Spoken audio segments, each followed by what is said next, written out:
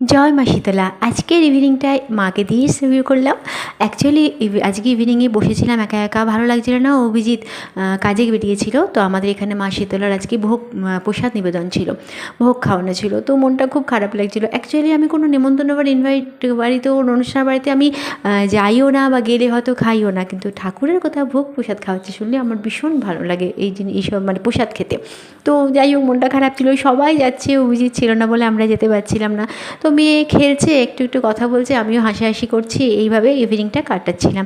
তো অভিজিৎকে বললাম, অভিজিৎ বলে একটু দেরি হবে, তো আমি বললাম তার একটু চুরমুর নিয়ে আসতে।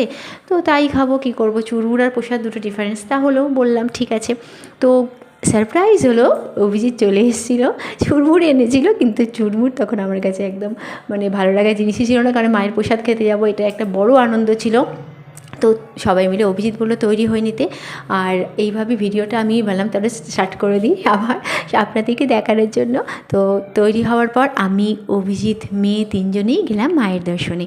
মাকে দেখে মনটা ভরে গেল। অ্যাকচুয়ালি এখানকার মা ভীষণ জাগ্রত, প্রতি বছরই এখানে ভোগ প্রসাদ খাওয়ানো হয়, কিন্তু এবার আয়োজন একটু বেশি ছিল, কারণ একজনের মানসিক পূরণ হওয়াতে উনি অনেক টাকা পে করেছিলেন ভালো মতো প্রসাদ নিবেদনের জন্য।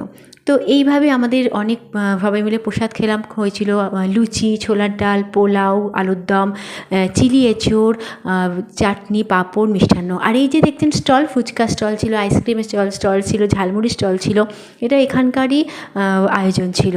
তো এখানে আমরা ভীষণ মজা করে ইভিনিংটা কাটালাম। সবার প্রসাদ তো সবসময়ই ভালো হয়, এখানেও বিভৎস খুব ভালো ছিল।